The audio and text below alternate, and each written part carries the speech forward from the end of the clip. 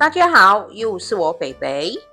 今天我要来分享花蟹粉丝包的食谱，感谢粉丝朋友一路走来的支持。看完这一集影片，你就能煮出好吃的粉丝包。那么我们现在就开始吧，请订阅我的频道哦，你们的订阅就是我坚持的动力。每逢星期一、四、六都会有视频更新哦，请多多关注。一开始我们先来准备食材，我们把蒜米红葱给剁碎，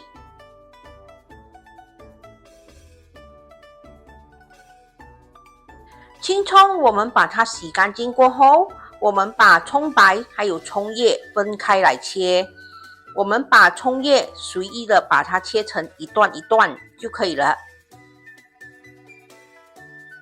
至于葱白呢，我们就把它稍微的破一半，让它不要那么厚，然后再把它切成一段一段。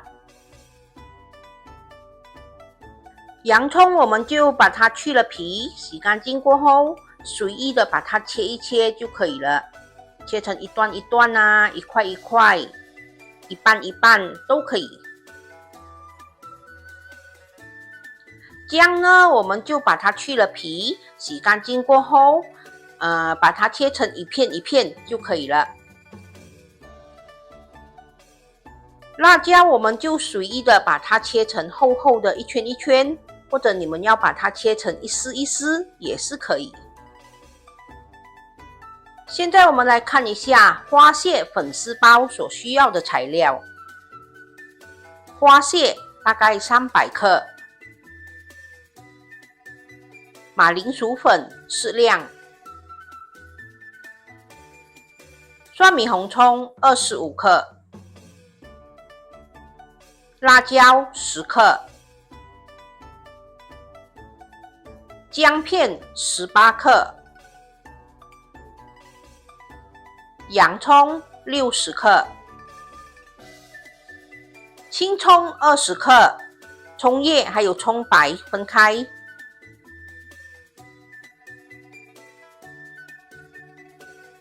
冬粉80克，浸泡前是80克哦。清水400 ml， 黑酱油半汤匙，酱青1汤匙，蚝油1汤匙，胡椒粉1/4茶匙。鸡精粉半茶匙。一开始我们先要来煎一煎这个花蟹，这个花蟹我们已经处理干净了哦。我们在蟹肉的部分沾一沾马铃薯粉，然后放入油锅里把它煎一煎。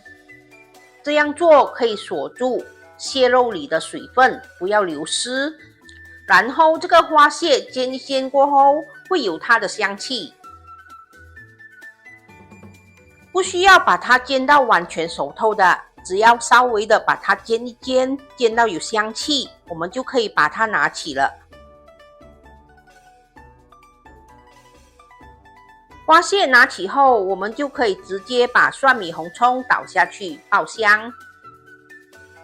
因为锅已经烧得很热了，蒜米红葱一下去就直接有香气了，我们就可以把姜片啊、辣椒、洋葱还有葱白也可以一起放下去。我们最主要的目的就是要把这些材料炒一炒，炒到有香气。当这些配料都炒到有香气过后，我们就可以关火，把这些配料倒入瓦煲里。接着我们就可以加入清水，然后开火把这个水煮滚。当砂锅里的水煮滚后，我们就可以把冬粉还有花蟹全部倒下去。哎呦，我的砂锅好像买到太小了咯，花蟹和冬粉倒下去都满了。没办法，我们将就一下，我们把锅盖上，让它焖大概2分钟左右吧。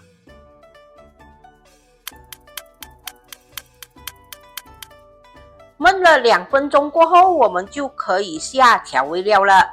我们把蚝油、酱青、黑酱油、鸡精粉还有胡椒粉全部倒进去。我建议大家用大一点的砂锅，不然就会像我这样，调味料下了都很难搅拌均匀，很难把它捞均匀哦。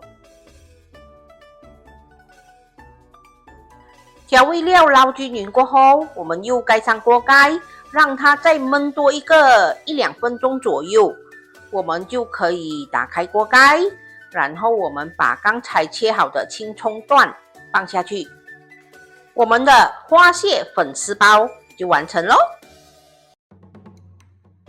吃粉丝包前，先来个温馨提示吧。冬粉有分粗和细，所以我建议大家用比较粗的冬粉，这样煮起来它才不容易粘成一团。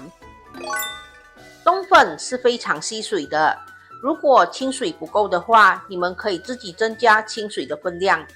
调味料方面呢，你们也可以自行调整哦。花蟹的大小会影响焖煮的时间，如果用的花蟹太大只的话，可以先把花蟹焖煮一下，我们才下冬粉。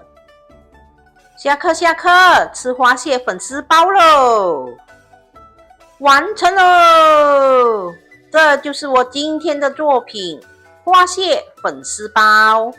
感谢粉丝们一路以来的支持，谢谢你们哦！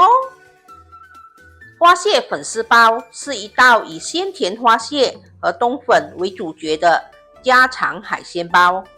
将处理干净的花蟹先煎出香气，再与吸汁能力极强的粉丝一同入包，让蟹汁和汤底充分融合。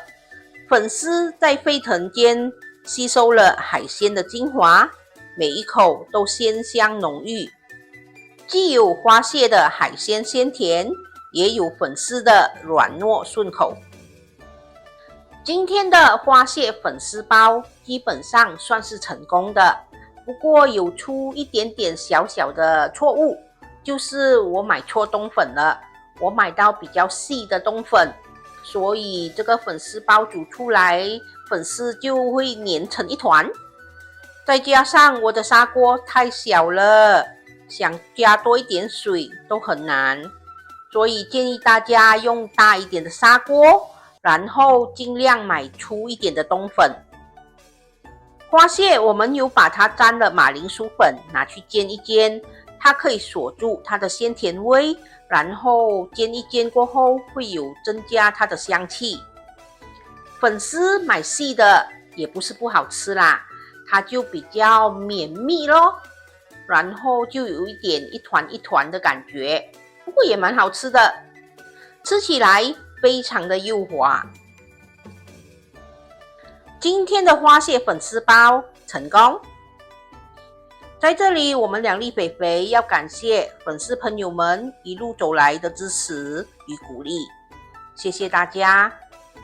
如果还没有订阅我们的朋友，请帮忙订阅一下哦。如果已经订阅我们的粉丝朋友，那么就请继续的支持我们，好不好？大家对今天的花蟹粉丝包满意吗？满意的话，请帮忙点一个赞，还有多多把我们的视频分享出去哦。分享食谱与美食，轻松在家做料理。希望我们的分享可以让大家轻轻松松做出美味料理。好啦，今天的分享就到这里，大家记得要帮我们点赞、留言、订阅和分享哦。谢谢大家。